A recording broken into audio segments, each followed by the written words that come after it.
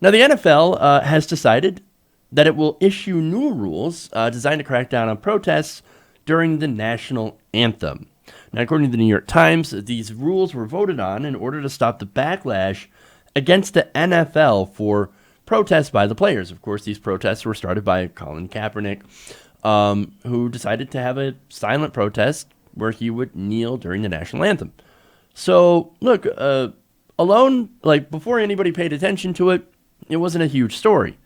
And then conservative pundits that are completely butthurt, they were like, oh my God, how dare you? How dare you kneel during the flag? You were disrespecting the troops. But that doesn't have anything to do with that. Well, nonetheless, that backlash, to which even the President of the United States got involved, has led to the NFL saying, well, we got to do something. We got to do something. Okay. Now, Commissioner Roger Goodell said that that owners voted unanimously to find teams that their players are on the field or sidelines, but do not show respect for the flag and the anthem. Basically, you must, under all circumstances, worship the flag if you're on the field, or else your team will be fined and you'll even get 15-yard penalties. Ugh. Did I mention how the flag was supposed to stand for freedom and democracy? Not a whole lot to do with freedom right there, this decision. Now, he continued by saying, it was unfortunate that on-field protests created a false perception among many that thousands of NFL players were unpatriotic. This is not and was never the case. All right, so, yes, were there people who actually thought that, oh my God, this is an affront to the flag? Yeah, and you know who, again, blew this up nationally? The President of the United States, Donald Trump. He's like, oh, how dare you? You should fire people who don't stand for the flag. And he probably got that from a Fox News segment. So, look, the problem with this, and there are many, one, you're blaming the protesters. What are you doing? Like, these people are on the field. They have a right to not salute the flag or not stand during the flag. They have a right to kneel. Or at least you think they should have the right to kneel, right? And the other thing about it, as I said before, it's not the protesters that put out the idea that kneeling was unpatriotic. These have nothing to do with the flag. Actually, it has nothing to do with the troops. Absolutely nothing to do with the troops. In fact, this is about protests against police brutality and for racial and social justice. And more specifically, if you get into it, it's more about how we're not actually, as a society, holding up to the values that flag is supposed to represent. It's not disrespect against the flag. It's the fact that we as a country, we're not living up to the ideals. We're not living up to the idea of liberty and justice for all. I mean, how can you stand for that flag knowing that we don't have liberty and justice for all? That there are hundreds of thousands of people, millions of people unjustly incarcerated in our system that are getting arrested for nonviolent crimes.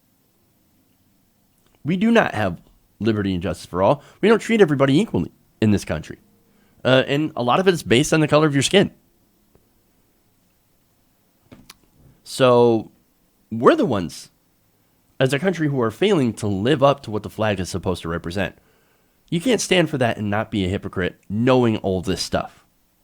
Okay. Now, of course, conservatives who are snowflakes cry and whine, and they completely mischaracterize what was before a silent protest. Now, Kaepernick didn't make it about patriotism, as I said before. Donald Trump, however, along with butthurt conservative pundits, they're the ones who made this about the military. It's the one who made it about patriotism. And again, it didn't have anything to do with either of those things. Now, speaking of democracy, right? Freedom and democracy, right? Well, this decision was not made through democratic means, at least in the workplace. The new policy had been adopted at the league's spring meeting in Atlanta without any involvement from the players' union. So the union actually is supposed to represent the players and have some sort of workplace democracy. That's the whole point of a union. The union wasn't even involved. No, we don't care about what our players think. All they are is a commodity for us to make money. But you think we give a shit about the players? No, of course not. No, we're going to go with the owners. Why? Because the owners are, why the owners made this decision, most of the owners are wealthy white conservatives. That's pretty much it. And what they're doing is that they're basically appealing to their racist fans, which include the President of the United States, who is an old school racist. Now, what's funny is I saw something from, I believe it was Vox, that actually showed that the fans, a lot of the people that watch the NFL, are actually a very inclusive group. So it's not just like white conservatives that watch the NFL. There's a lot of people. Well, I'm guessing after this decision, that's probably going to change. There's a lot of people out there that are saying, look, I'm not going to support the NFL. I'm not going to support their organization now because you're essentially forcing patriotism on these players. Whether or not you agree with their protest or not, should they have the ability to protest? I think that they should. Nonetheless, the NFL is a private company. However, this is a private company that's getting public dollars. And I'm going to go into that for a minute here. Because, look, if you go back a few years, even to 2015, they have been getting money from the Department of Defense. And so, look, they got that money in order to try to promote more patriotism, to get more people to join up into the military so they can go off to fight wars. The Defense Department, according to Think Progress, spent at least $10.4 million on marketing and advertising contracts with professional sports teams across the board between 2012 and 2015. So this is public taxpayer money given to these teams in the NFL to be patriotic, to inspire patriotism. Prior to that, teams were not giving any specific instructions on the matter. Some chose to remain in the locker room until after opening ceremonies were completed. Now, in 2009, this is when they began trying to pressure teams to be more patriotic. But before that, they weren't. They didn't have to be. It's not that they weren't patriotic, but they didn't do these demonstrations. They didn't do all this crazy flag waving, right? So that is until the Department of Defense waved a bunch of money in their face and said, hey, we need you to be more patriotic, to inspire more people to go into the military, et cetera, et cetera. So now we're going to do this. Look, it's about the money, okay? And that's what it's always been about. Goodell and the rest of these owners, all they care about is their, that money from the Department of Defense, that money from advertisers who try to stay away from things that are controversial. And what's controversial about this? Pretty much everything according to advertisers, right? Now, it's a crazy decision, you know. This is, again, enforced patriotism out in the field. And I know some people want to make it a First Amendment issue. It isn't necessarily a First Amendment issue. I don't know how that public money kind of factors into that. You would think that if public money from the government went into these teams, then that would make it possibly a First Amendment issue if the team decides to crack down. But again, I'm not entirely sure on that.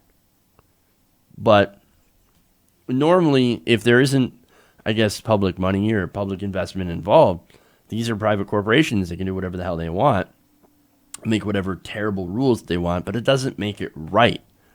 So on the ideology of this, I absolutely 100% agree with the protesters, agree with Kaepernick, and I think this is a terrible, terrible decision.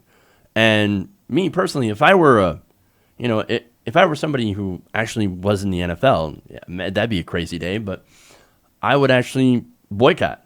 I would, as a player, as an African American player, If I were in their shoes, I would boycott immediately. Okay, hey, you don't want to respect, and whether or not I agree with the protest, that's the fact that they made this decision without consulting the players, without going to the players' union. I'd be like, well, you obviously don't care about my right to protest.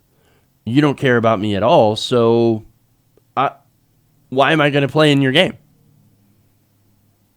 If that happens, imagine all these players that are not going to play. It would be fascinating. And it might actually change their minds real quick. Can't have a football game if nobody decides they want to play. But anyway, one more thing. Look, if you are one of those people who are so angry when somebody makes a protest, a silent protest, when an African American decides they want to protest in whatever way, and they're protesting against racism or people getting shot, and well, then you're a snowflake. And at the end of the day, you don't understand anything. You don't understand at all what they're fighting against or what they're fighting for.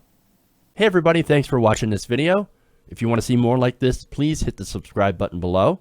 And if you want to support truly independent progressive media, please consider becoming a patron at patreon.com/TYTNation.